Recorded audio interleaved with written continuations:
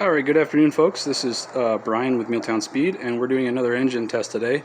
This is an engine that a customer did like a pre-buy on, and so we had a core that he wanted, and we fixed it up for him, and it is ready to go into his, I think he's doing a Jeep Wrangler, and with a 4L80 four-wheel drive, obviously. This is just a LM7 862 heads. I think it had like 140 some thousand miles on it, if I remember right. But anyway, this one here came out of a Tahoe, and it's about as simple as it gets. It's got the drive-by cable. It's got all the exhaust, all the accessories on it, except for the AC. If you want to put AC on it, you certainly can, but most of the times that hits frame rails, so we generally leave that off. But it's got all of your ignition stuff, all the wiring, all the PCM computer, all that stuff's included down here, the fuse block and everything, and we're now doing a whole bunch of labels on all of our stuff here to label what goes where if you have to make a connection to it. And then some are even optional, so you can choose to use them or not. So we're going to test this one today, just to let you hear it. And the only thing I have left to do on this is to put a 4L80 flywheel or Flexplate kit on this, which we have in stock for our customer. But this one's going to be awesome.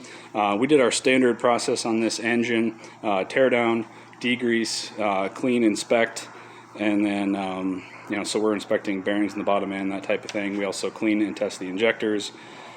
And then as far as parts that were put into this one, I've got my list here. We've got head gaskets, and those are Molly head gaskets. Timing chain, oil pump, LS7 lifters. We've got a brand new water pump on there, oil pan gasket, and water pump gaskets, obviously. Spark plugs. And then both those O2 sensors are new, and small stuff like oil filter, that type of thing, are also in this to wrap everything up. But this is a level 3, so it comes with all the doodads, which means it's going to come with the O2 sensors to plug into your exhaust. And the wiring here is about as simple as it gets. We've got all the wires that go to the O2 sensors, and then like over here we have transmission plugs. This has been reconfigured for a 4L80. And then on this side you've got just, sorry about that, just the one cable here for the passenger side O2 sensor there. So really simple hookup, and you've just got your wires going to your starter, and wire going to your fuel pump, and man, it's pretty easy to get one of these in and going. It looks intimidating, but it's really not. So what I'm going to do is fire it up for you, let you hear it, and it's warm out today, but we'll let it warm up to operating temperature and let you see it go into closed loop, and kind of let you see how everything goes here. So hopefully the glare isn't too bad, but we've got inlet air temperature and coolant temp. Coolant temp still 99 because I was running it this morning. So inlet air temp is basically just an air temperature sensor in the inlet manifold, and then oil is going to say -15 all the time because it's unplugged, because we have our manual gauge that I'll show you in a second. RPM obvious, and then manifold absolute pressure, which is when it's off, it's not running, it's not blowing any vacuum. Obviously it's going to be around 100 depending on the day. When it's running, it's generally in that 30 to 35 kPa range, as you'll see there. And we've got a whole bunch more information here that we can look at as well. I basically use this for sort of tuning and checking and making sure that everything is working as it should, looking at all the sensors and stuff. Here's that oil pressure sensor I was telling you about. If I can move these harnesses out of the way and my fuel lines. So that there is just a good old-fashioned mechanical oil gauge. Hard to kind of maybe see the numbers there, but straight up and down is 50. You'll notice on this engine when it's warmed up, it's between 40 and 50, which is outstanding. Normally a good engine, I would say, is between 30 and 40, so this one's pretty good. And it just goes right into the regular old oil pressure sensor port. This is an earlier engine, so it has the one wire sending unit for the oil, which goes to the dash on most Silverados and Tahoes and stuff that they come out of. Not incredibly useful for a swap. You can convert this to a 3-wire and have the PCM pick it up and run it over serial data to like a handheld or something, or you can just do a good old-fashioned sending unit down there to your just a hot rod style gauge on your dash, whatever you want to do there. Another question I get all the time is, well, where do I pick up my water temp sensor for if you want a water temp gauge? There's a plug right there on the back side of the cylinder head, and that's a metric thread, but there's a bunch of companies all over the place, Amazon, Summit, Jegs, Speedway, they all sell adapters to adapt that thread to the standard, whatever the quarter NPT or whatever is required for like a standard water pressure or water temp gauge. This on this side is it's the same, obviously same cylinder head, it's just reversed, and this has the water temp sensor in it that goes to the gauge, goes to the PCM. The PCM needs this. You can unplug it and plug your own in. PCM needs to know what water temp is to run correctly. So I've rambled on plenty. We've got our tank full of fuel. We're connected here and running, so I'm going to hit my fuel pump and let's crank this up.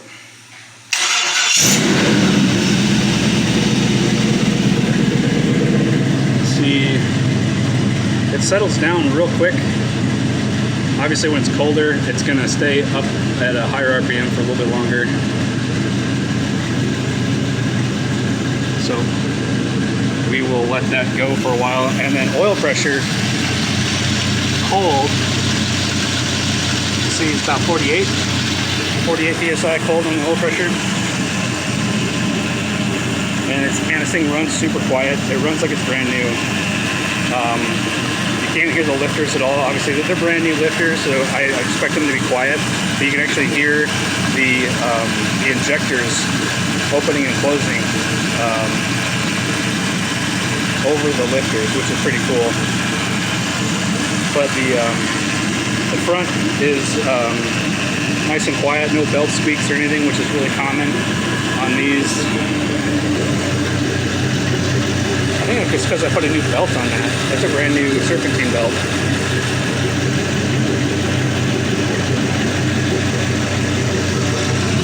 But see, brand new water pump. No leaks.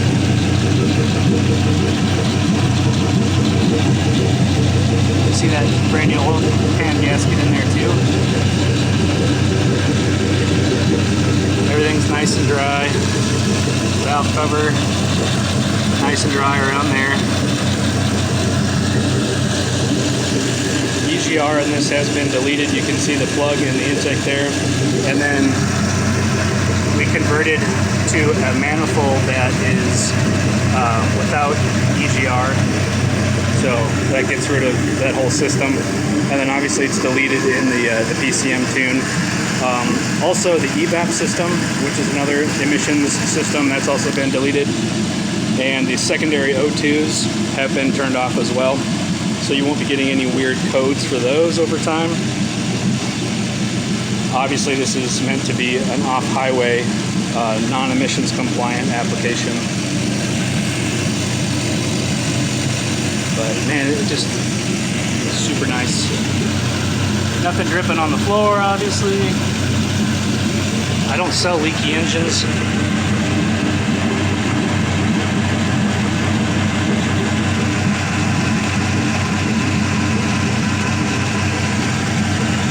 I do make really long test videos, probably unnecessarily long, but I really want you to get a gist of what you're getting. For most of you watching this, you can't get this one because this one's already sold. But I have other engines. I have not been taking new orders or pre-orders for these because I'm trying to catch up. I've got a backlog of a few months yet that I still need to get caught up on.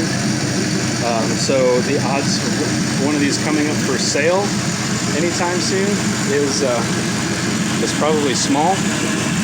So if you want one of these and you want to put a down payment on a core, let me know. So we can probably do that. But again, it will not be for, you know, a couple months yet. You can see it's warming up now. I can focus here. 126 on the coolant temp. Inlet air still about 90. It's not 90 degrees outside, but it's just the heat from that engine's warming up the intake. And normally that temperature sensor is in the mass airflow sensor. So a mass airflow sensor is going to be in this pipework on a factory application. It's going to sit over here next to the fender, and its main purpose is to measure airflow. And these engines use two modes to measure airflow. You only need one. And the speed density, which is what this engine does, using a map, which is the mass absolute pressure, and temperatures and throttle position, all that kind of stuff, and it uses a bunch of algorithms to figure it out. That's a lot more, it's super easy to control using that method. So just for the ease and simplicity of doing these swap engines, we get rid of that entire system. The one thing you do have to keep, though, is that inlet air temp sensor.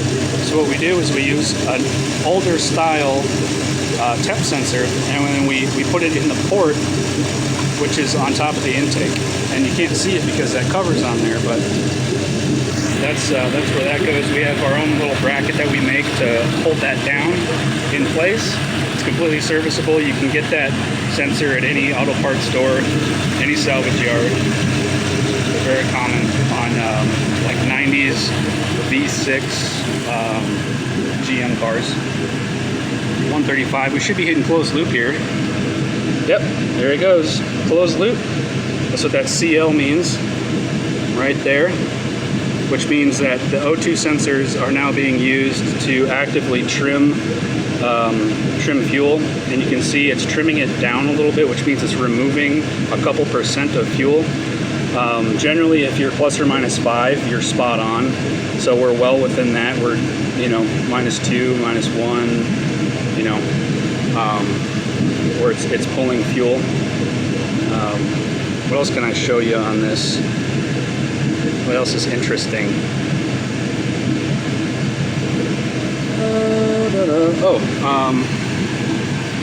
Let's see here.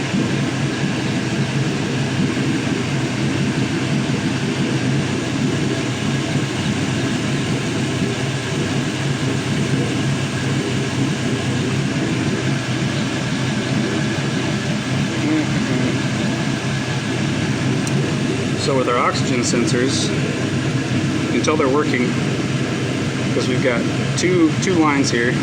Oh, and my stuff just crapped out. Sorry, that's my software. Just took a little nappy.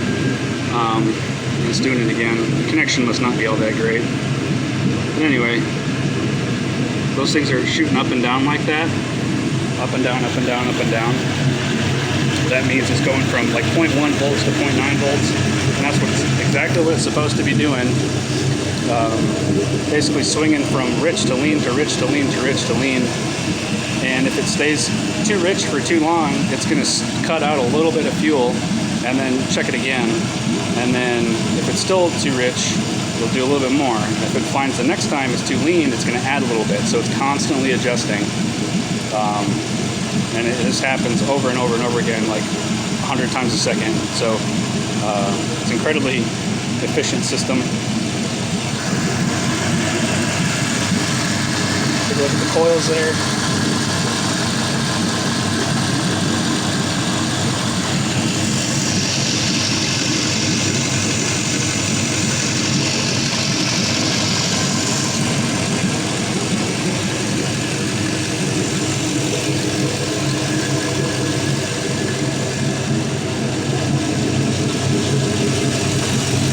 These are the good coils. They have the heat sinks on the top.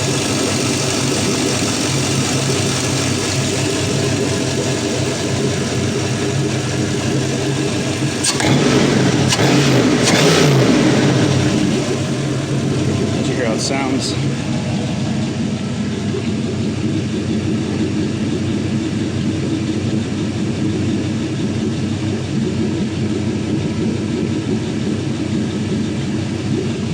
nice deep rumble. 150 degrees. Do another check on oil pressure.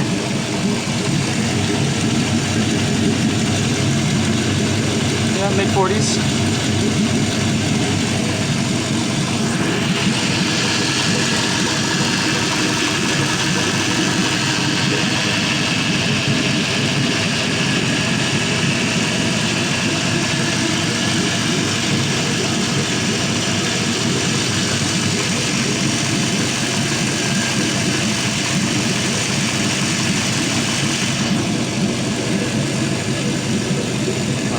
I guess show you the alternator's charging. It's at 13 volts. 12.8. Doing what it's supposed to do. And then you can see a map. It's pulling down to 30, 29, 31, somewhere in there. That's perfect for these engines. That's something that until you start changing stuff like camshaft, that reading stays nice and low like that. Great for power brakes and for off-road applications in general. Having that vacuum is fantastic.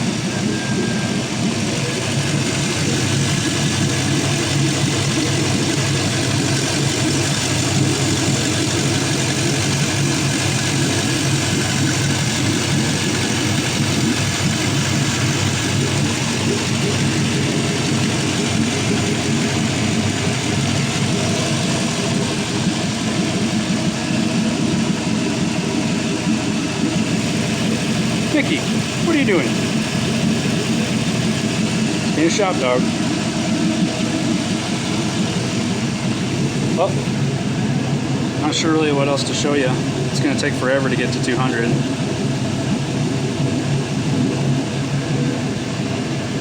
Idle set to about 700 RPM when it's warmed up, so that'll just be something that we'll have to, if you want that adjusted, we certainly can. I think 550 is what it's set at for from the factory in a lot of instances.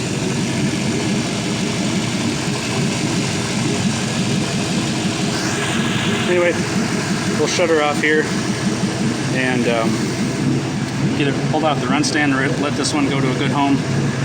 If you're interested in one of these engines, again, please have some patience.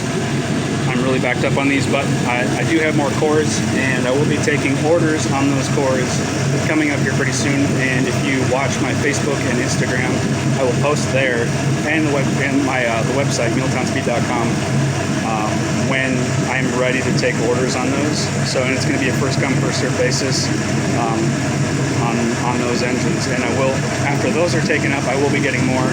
So don't worry. If you really want one, you can get one. So anyway, have a great day. Another engine off to a good home.